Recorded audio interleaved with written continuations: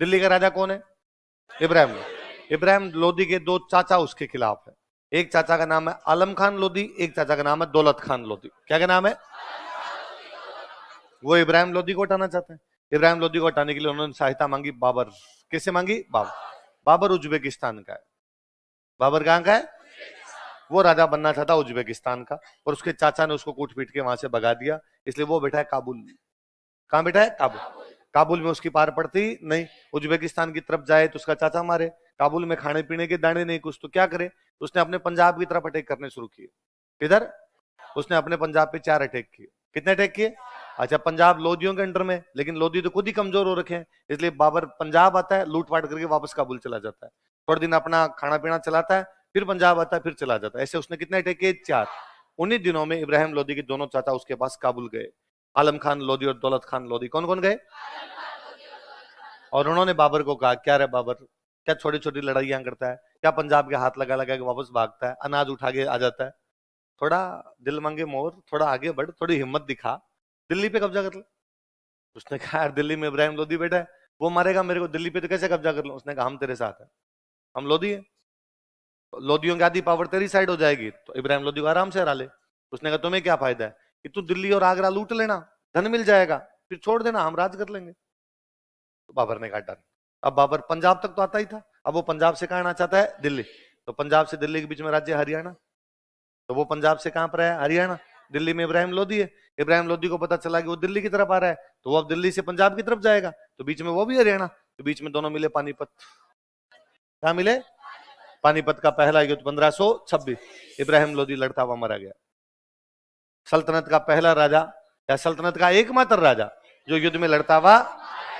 क्यों? क्योंकि उस भाई राजा लड़ने नहीं जाते थे सल्तनत वाले, केवल पीछे बैठ के बताते थे तू कर ले तू कर ले। अब की बार किसको बताए? सेना तो उधर है, आलम खान लोधी, दौलत खान लोधी सारे उधर मिले हुए। फिर इब्राहिम लोधी ने कहा, मैं खुद लड़ता हूं, लड़ा तो काम आ गया।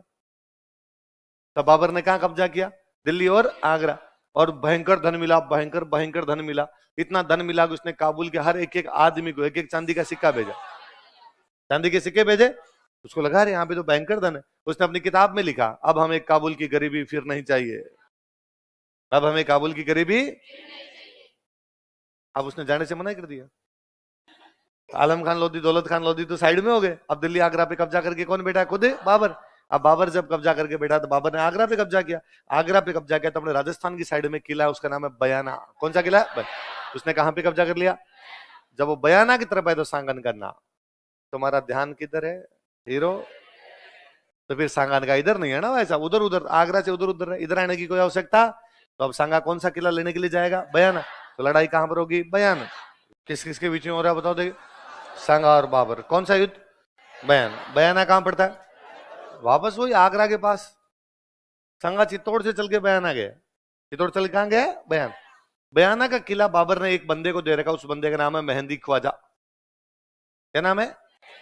तो मेहंदी ख्वाजा ने मैसेज किया कि भाई वो किला तू मेरे को दे के गया था, तो बाबर ने कहा बैठा रहा। अरे नहीं यार, वो इधर से कोई एक आदमी आ रहा है, तो सांगा नाम का बंदा किले पे कब्जा करने के लिए आ रहा है।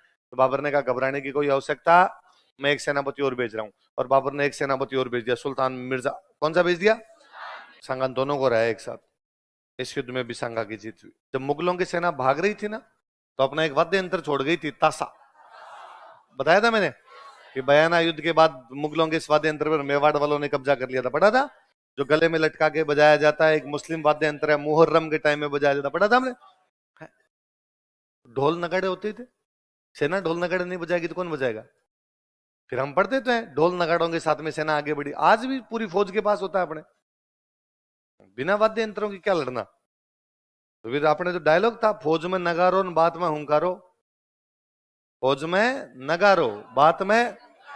फौजियों को नगाड़ा जब सुनते हैं तो उनमें जोश आता है, बात में हुंकारा।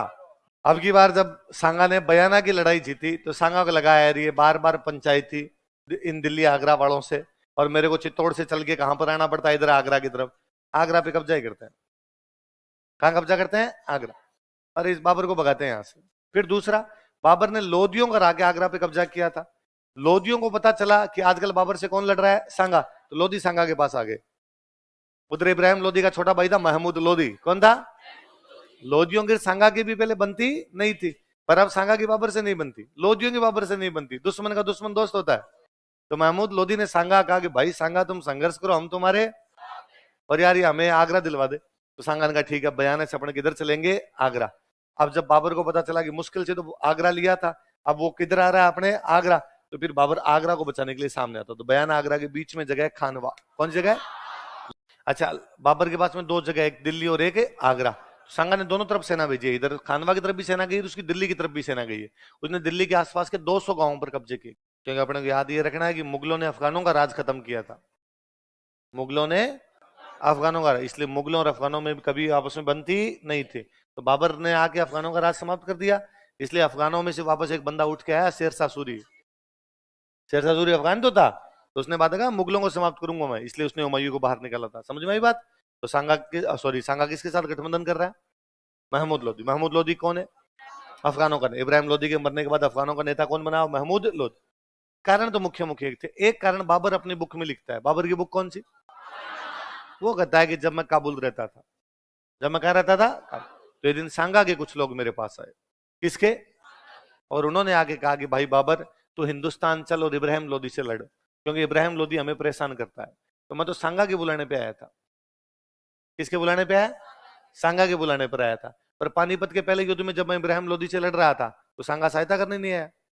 तो मैं सांगा को सबक सिखाना चाहता हूं। इसने मेरा वादा तोड़ा है। क्या तोड़ा है?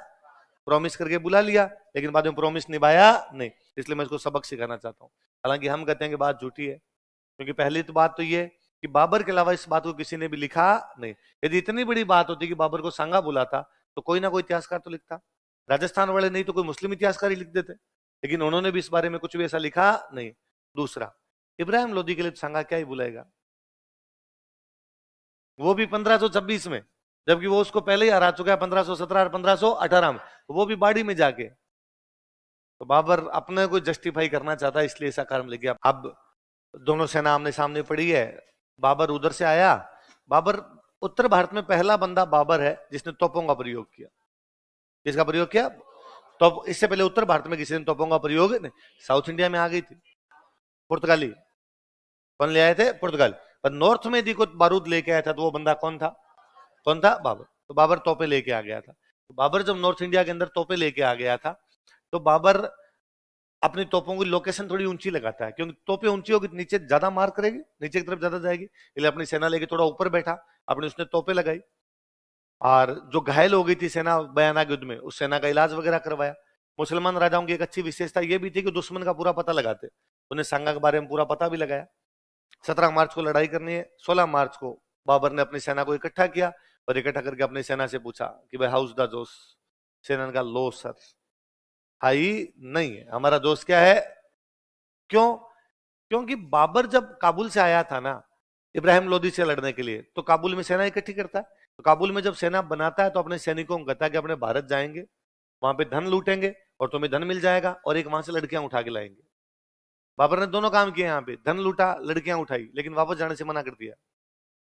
बाबर तो राजा है, रुक जाएगा, लेकिन फौजियों को तो संदेश से आते हैं टाइप के फील आ रहा था। उनको तो घर की याद आ रही थी, उनको वापस घर जाना था, इसलिए फौजी लड़ना ही नहीं चाहते। क्यों लड़े? तू कह के आया था कि अपने दिल्ली जाएंगे, लूटेंगे और वापस आ जाएंगे। लूट लिया दिल्ली, अब चल घर चल, वापस काबुल चल अपने। फिर दूसरा ये था कि जब महीने भर में सांगा के बारे में पता लगाया गया, तो पता चला कि सांगा आज दिन तक किसी से भी युद्ध में हारा नहीं है। और पता चला कि सांगा एक हाथ नहीं है, एक पैर नहीं है, एक आंख नहीं है, एक कान नहीं है, उसके शरीर में 80 घाव है। कितने घाव है? तो सैनिकों ने कहा कि जब हाथ नहीं, पैर नहीं, आंख नहीं, कान नहीं, फिर भी लड़ने के लिए आ रहा है, तो मिनक तो नहीं है, डाकी है। और फिर भी अपने उससे लड़ने जाएंगे, तो इसमें अपना घाटा उसका तो अपने लड़ना नहीं है, वापस चल ले। जितना लूट लिया उतना ठीक है, घर तो चलते हैं। बाबर को लगा मरा दिया। यदि सेना ही नहीं लड़ेगी तो अकेले लड़के क्या करेंगे? पर बाबर हिम्मती आदमी था इस मामले में, और बाबर ने अपनी सेना को जोश दिलाने के लिए एक शानदार सा भाषण दिया। बाबर ने कहा तुम्हें क्या लगता है बाबर खुद के लिए लड़ता है? सैनिकों ने कहा लगता नहीं है। बाबर ने कहा नहीं, बाबर इस्लाम के लिए लड़ता है। यह मजहब की लड़ाई है। किसकी लड़ाई है? अल्लाह ताला ने बाबर को फरमाया है कि धरती के इस छोर से लेकर उस छोर तक इस्लाम की पताका लहराई जाए। अगर तुम लड़ोगे तो सबसे ठीक है, यदि ना लड़ोगे तो भी बाबर जिहाद करेगा। बाबर क्या करेगा? जो धर्म की लड़ाइयां होती है उनको क्या बोलते? बाबर अकेला लड़ेगा, बाबर जिहाद करेगा, बाबर गाजी बन जाएगा। क्या बन जाएगा? जो धर्म की लड़ाइयां होती उनको बोलते जिहाद, जो उन लड़ाइयों में लड़ते उनको बोलते गाजी। क्या बोलते? तो मुझे तुम्हारी कोई आवश्यकता नहीं है, लड़ो तो ठीक, नहीं लड़ो ठीक, मजहब की लड़ाई है, मेरी लड़ाई थोड़ी है। जब ये कहा थोड़ा फौजियों में बाड़ बाड़ खड़े हुए, रोंगटे खड़े हुए, एक कोई फौज साहब ने कहा होल्ड होल्ड ब्रो होल्ड, एक मिनट, ये ना अल्लाह, कुरान, मजहब, जिहाद, गाजी, ये सब तेरे मुंह से भले नहीं लगते, दारूड़ी है। कुरान शरीफ ये भी फरमाती है कि शराब पीना मुसलमान के लिए हराम है, सारे दिन तुल रहता है। अभी भी तेरे हाथ में पेक है देख, और बाबर ने पेक ले ही रखा था, पर बाबर ढंग का दारूड़िया था, बाबर सारे दिन पीता रहता था। बाबरनामा पढ़ लो तो यूं लगता है कि दारू के अलावा उसने कोई काम ही नहीं किया। बाबर और जहांगीर तो भयंकर दारूड़ी हुए, दोनों ने अपनी अपनी आत्मकथाएं लिखी। मुगलों में दो ही राजाएं हैं जिन्होंने आत्मकथाएं लिखी है, ये तो बाबर, एक है जहांगीर। बाबर की बाबरनामा, जहांगीर की तुजू के। इसका मतलब पिया हुआ आदमी कुछ भी कर सकता है। तो बाबर भी पिया पिया लिख गया कि मेरे को संगा ने बुलाया और मैं उसको वादा तोड़ दिया, इसलिए सबक सिखाने के लिए जा रहा हूं। तो फौज साहब ने कहा, अरे दारू पीने वाले आदमी, तू तो यार कम से कम इस्लाम की, मुसलमानों की बात मत कर। बाबर ने वो गिलास हाथ में था फेंक दिया, और बाबर ने कहा, मैं कसम खाता हूं आज के बाद शराब के हाथ ही। एक फौज साहब और खड़े और उन्होंने कहा, कुरान शरीफ ये भी कहती है कि मुसलमान राजा को मुसलमान व्यापारियों से टैक्स नहीं लेना चाहिए। क्या कहती है? मुसलमान व्यापारियों को मुसलमान राजाओं से टैक्स, और तू लेता है? बाबर लेता था तमगा। कौन सा टैक्स लेता? बाबर ने कहा, कसम खाता हूं आज के बाद मैं किसी मुस्लिम व्यापारी से तमगा करे। तो बाबर कहता है, युद्ध नहीं है, क्या है? जिहाद। मैं आज के बाद क्या नहीं पीऊंगा? शराब। क्या नहीं लूंगा? तमगा। ये बाबर की तैयारियां। सांगा क्या कर रहा है इधर? सांगा जानता है इस बार लड़ाई बड़ी है, अपने को आगरा दिल्ली पर कब्जा करना है। तो वो राजस्थान के बाकी सारे राजाओं को लेटर लिखता है कि सारे मेरी सहायता करने के लिए कहां पर आ जाओ? खानवा। अब भाई इधर आपकी सेना पड़ी है बाबर की, बाबर के पास में दो क्या है? तोपे। इधर सामने सेना है सांगा की। सांगा की सेना ज्यादा है, बाबर की सेना कम है। पर सांगा की सेना ऐसे है, ये पृथ्वीराज है आमेर का, अपने 3000 आदमी लेके खड़ा है। रतन सिंह चुंडावत है सलूम्बर का, अपने 2000 आदमी लेके खड़ा है। ये वागड़ का उदय सिंह है, अपने 7000 बंदे लेके खड़ा है। यहाँ पे मालदेव खड़ा है, बीचों बीच खुद सांगा है, वीरमदेव है, यहाँ पे कल्याणमल है, अखिराज देवड़ा, यहाँ पे हसन खान मेवाती, सब अपनी अपनी सेना लेके खड़े, अलग अलग सबकी अपनी अपनी सेना है। शुरुआत का हमला तोपों का हमला हुआ इधर से, अपने वालों के लिए आउट ऑफ सिलेबस था। तोपें लाए जब वही है, तो अपने वालों तोपों वाली लड़ाई भी आती नहीं, इसलिए सामने सामने वाली पूरी पंक्ति बिखर गई, सारे उड़ गए सामने वाले। अब सामने वाले उड़े तो अपने ये भी था कि अपने जो भी राजा होते सारे खुद युद्ध करने के लिए जाते। मुसलमानों में था कि राजा पीछे बैठ के डिक्टेट करेंगे, सेना लड़ेगी, यहाँ पे राजा खुद जाते। तो आमेर का पृथ्वीराज है, वागड़ का उदय सिंह है, ये मर गए, ये मरे तो इनकी सेना बाहर आ गई। अपने यहाँ तक जिसके साथ गए उसी का ऑर्डर फॉलो करेंगे। पृथ्वीराज के साथ में 3000 आदमी गए, तीसरे मिनट में गोले से पृथ्वीराज उड़ गया, तो उसके 3000 आदमी अब नहीं लड़ेंगे। भाई हम जिसके साथ आए थे वो तो मर गया, अब किसकी तरफ से लड़े हम? तो वो अब सेना बाहर निकलनी शुरू हो गई, सामने से लोग मर रहे हैं, सेना बाहर निकल रही है। तो इनको लगा कि ये तो मामला ही खतरनाक है, तो इनको समझ आया कि यार तोपों के सामने जाके नहीं लड़ना, तो साइड में आ गए। तोपें भारी थी इसलिए मूव नहीं कर रही थी, इनका साइड साइड में आके लड़ते हैं। नुकसान तो फिर भी तोपें कर रही थी, बस सामने कोई ना कोई तो आएगा, ऐसे तो पूरा तो रास्ता छोड़ नहीं सकते इतनी बड़ी सेना के अंदर, पर फिर भी अलग अलग होकर लड़ने लगे, ये अलग अलग होकर लड़ते हैं। पर अब एक दिक्कत दूसरी हुई, अपने यहाँ सेना में हाथी बहुत ज्यादा होते थे, हाथियों के लिए भी तो तोपें आउट ऑफ सिलेबस थी, उन्होंने भी तो तोपें नहीं सुनी थी, वो धमाके हुए भयंकर, इसलिए हाथी भागने लग गए। हाथी भयंकर बड़ा जानवर होता है, हाथी भागे तो सेना को ही कुचल गया खुद की, इसलिए सेना हाथियों से बचने के लिए तितर बितर हो रही है। एक तो तोपों से बचो, एक किससे बचो? हाथ। जब सेना यूं तितर बितर होने लगी, फिर सेनापति मर रहे हैं, सेना बाहर निकल रही है, तो सांगा को लगा मामला गंभीर होता जा रहा है। तो सांगा ने कहा कि मेरे को सबसे आगे लेके जाओ, मेरे को यहाँ खड़ा करो। सांगा कहा, सर आपके हाथ नहीं, पैर नहीं, आंख नहीं, कान नहीं, सबसे आगे जाके।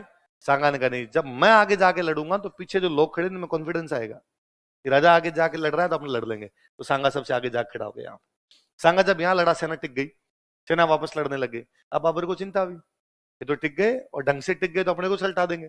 तो बाबर ने फिर अपने एक 2000 लोगों की एक टुकड़ी थी तीरंदाजों की, किसकी?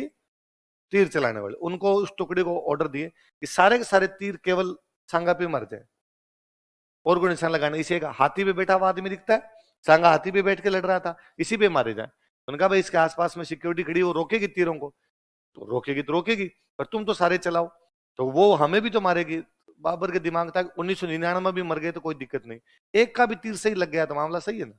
वो जानता था यदि सांगा मर गया तो ये पूरी सेना लड़ेगी नहीं, ये चली जाएगी, हमारा तो राजा ही मर गया है। पर एक तीर सांगा के लग गया कोई, जैसे सांगा के तीर लगा, वो हाथी में बैठने की जगह होती है उसको बोलते हैं होदा, क्या बोलते हैं, सांगा यूं होदे में गिरा, पीछे पीछे गिरा। अब सबसे आगे को हाथी पर बंदा यहाँ बैठा है, और वो जब गिरेगा तो लास्ट तक दिखेगा ना, तो इस लास्ट वाली सेना को ये लगा राजा मर गया। हालांकि सांगा मरा फिर भी नहीं, वो केवल घायल ही हुआ था तीर लगने से, पर वो गिरा तो इनको लगा ये मर गया, तो ये तो सेना पीछे से जानी शुरू होगी। हालांकि इन्होंने बड़ा जल्दी किया, मेवाड़ में था कि हरावल में हमेशा सलूम्बर के चुंडावत जाएंगे, और यदि राजा किसी भी कारण से घायल हो गया तो सादड़ी का झाला राजा वाली जगह बैठेगा। कौन? सादड़ी का झाला कौन था? झाला आजा को फटाफट सांगा वाला मुकुट पहनाया, हाथी के ऊपर बिठाया ले जाके, लेकिन तब तक इस सेना की कम्युनिकेशन टूट गया इनका, और ये सेना पीछे से हटने लग गई। पर इन्होंने जैसे तैसे करके मेवाड़ वालों ने वापस कंट्रोल किया, झाला आजा के नेतृत्व में लड़ना शुरू किया, सांगा को कुछ सेना बाहर लेके गई, बाबर को लगा फिर मरा दिया। फिर बाबर ने अपना अंतिम दांव खेला, तुलगुमा। कौन सा खेला? वो उज्बेक था। बाबर कहां से आया था? उज्बेकिस्तान। कहां से आया था? उसने वो खेला। अपने यहां लड़ाई थी, आमने सामने की लड़ाई, मैं यहां लड़ रहा हूं, सामने मेरे एक बंदा लड़ रहा है, और अपनी वैसी लड़ाइयां थी कि मैं तलवार से लड़ रहा हूं, सामने वाला भी तलवार से लड़ रहा है, तलवार से तलवार, भाले से भाला, उस टाइप की लड़ाई थी। और उसमें वो थी कि सामने वाले की तलवार टूट गई फिर नहीं लड़ते, तो भाग जा, या तेरी तलवार लेके आ जा, मैं वेट कर रहा हूं, और या तेरे पास नहीं तो मेरे पास एक्स्ट्रा पड़ी, लड़ लेते हैं। खूब सारे ऐसे एग्जाम्पल मिलेंगे अपने अपने वो लड़ाई का वैसा था ही नहीं उनके। अब मुगलों का वो था कि नहीं यार लड़ाई जीतनी है, आमने सामने लड़ रहे थे। अब उन्होंने वो अंतिम टुकड़ी एक इधर से उतारी, एक इधर से उतारी, तिरछी टुकड़ियां उतारी, तीन तरफ से घेर के, सामने से आक्रमण हो रहा है, एक इधर से भी अटैक करेगी टुकड़ी, इधर से भी करेगी। अपने वालों की इनके समझ में नहीं आया कि इधर से क्यों आ गए। इन्होंने कई देर तो अपने वालों वैसे कहा भाई चिटिंग है चिटिंग, इधर से आओ, लेकिन तब तक सलट गए थे। फिर एक ये था कि बयाना की लड़ाई होगी 16 फरवरी, खानवा कब हो रहा था? 17 मार्च। तो बाबर को टाइम मिल गया। यदि सांगा उसी टाइम आगरा की तरफ रवाना हो जाता तो बाबर को वापस तैयारी करने का समय, न तोपें लगाने का समय मिलता, ना ऊंची लोकेशन लेने का समय मिलता, ना घायलों को ठीक करवाने का समय मिलता, न उसको जो अपने जासूसी करवाने का समय मिलता। पर इन्होंने थोड़ा डिले किया, इतने में उसको टाइम मिल गया था। बाबर जीता था खानवा के युद्ध। जीतने के बाद क्या उसने राजस्थान पे कब्जा कर लिया? क्या वो मेवाड़ पे कब्जा कर गया? नहीं, उसको भी खानवा में भयंकर नुकसान हुआ है, बस वो आगरा बचा गया अपना। यदि वो खानवा हार जाता तो उसके हाथ से क्या निकल जाता? आगरा। उसने सेना रोक दी, और उसने कम से कम आगरा की तरफ सेना नहीं जाने दी, और ये आगरा में हार के राजस्थान वाले वापस बाहर आ गए, वापस वहां से राजस्थान की तरफ आ गए। तो इस युद्ध ने मुगलों को यह समझा दिया था कि अब राजस्थान वालों के साथ में क्या करना है। उनको यह था कि लड़ने से तो पार पड़ेगी नहीं। बाबर आगे ही नहीं आया था, बाबर को पता था आगे जाएंगे लड़ने के लिए, वापस तैयार बैठे। बाबर उधर उधर ही रहा। बाबर लड़ा उसके बाद, बाबर उसके बाद चंदेरी में लड़ा है, बाबर उसके बाद घाघरा की लड़ाई में लड़ा है, लेकिन राजस्थान की तरफ दोबारा आया नहीं। हुमायूं को टाइम ही नहीं मिला। अकबर आया तो अकबर ने बाद में संधियां करनी शुरू की। उसने कहा राजस्थान वालों से लड़ना नहीं, राजस्थान वालों से क्या कर लो? संधियां, इनको साथ ले लो। तो बाद में संघर्ष की जगह पर सहयोग की नीति, किसकी जगह पे? कैसी सहयोग? खानवा के अंदर सांगा घायल होता है, घायल होने के बाद सांगा को लेके आते हैं बसवा। कहाँ लेके आते हैं? बसवा। बसवा दौसा में एक जगह पड़ती है, यहाँ सांगा का इलाज करते हैं। सांगा को होश आया, सांगा ने पूछा भाई क्या बात हुई? क्या खानवा में अपने हार गए। तो उसने कहा जब तक वापस बाबर को हराएंगे नहीं मैं चित्तौड़ नहीं जाऊंगा। कहा नहीं जाऊंगा? चित्तौड़। तो सांगा बसवा से चला जाता रणथंभौर। कहां चला जाता है? रणथंभौर किला इनके पास ही था, फिर रणथंभौर चला गया। जब सांगा रणथंभौर बैठा है तब सांगा को समाचार मिलता है कि बाबर चंदेरी जा रहा है। बाबर कहां जा रहा है? क्योंकि बाबर को मालवा पे कब्जा करना है। कहां कब्जा करना है? मालवा पेशेवर जगह थी। मालवा में एक बड़ा राजा कौन है? चंदेरी का मेदिन राय। उसने कहा मैं चंदेरी के मेदिन राय पर हमला करूंगा। दो, ये तो मालवा का बड़ा राजा है, उसको मालवा लेना है। दूसरा, मेदिन राय किसकी सहायता कर रहा था? वह सांगा का दोस्त है, मैं इसके खिलाफ लड़ूंगा। सांगा ने कहा मेदिन राय ने अपनी सहायता की थी, अब बाबर यदि मेदिन राय के खिलाफ जा रहा है तो हम किसकी सहायता करेंगे? मेदिन राय। तो सांगा यहाँ से रवाना होता है। तो सांगा के साथ वाले मना करते हैं नहीं सर, अभी आप घायल हो, अभी आपकी स्थिति ज्यादा अच्छी नहीं, हम एक बड़ी लड़ाई आ रहे हैं, हमारे बड़े बड़े सेनापति मारे गए हैं, थोड़े दिन रेस्ट लेते हैं, एनर्जी बटोरते हैं, थोड़ी शक्ति और बटोरते हैं, फिर लड़ेंगे। बाबर की क्या औकात है, इसे लड़ लेंगे बाद में लड़ लेंगे। तो सांगा ने कहा नहीं, जब तक तोड़ेंगे नहीं तब तक। सांगा यहाँ से रवाना हुआ। बीच में गांव पड़ता है इरिच, पहले इरिच, कोई बात नहीं, ऊपर लिख लिया आपने, काल पे लिख लिया तो कोई बात नहीं। यहाँ से पहले जाते हैं इरिच। कहाँ जाते हैं? इरिच। यहाँ साथ वाले फिर थे, और साथ वाले ने वापस कहा कि भाई नहीं चलना, अपने को आगे नहीं चलना, रुक जाते हैं यहीं पे, रुक जाते हैं, चंदेरी की तरफ नहीं रुकते। पर सांगा नहीं मानता, सांगा नहीं अपने आगे चलेंगे। तो वहां इरिच में खाना खाने के लिए बैठे थे, तो साथ वालों ने वहां जहर मिला दिया था।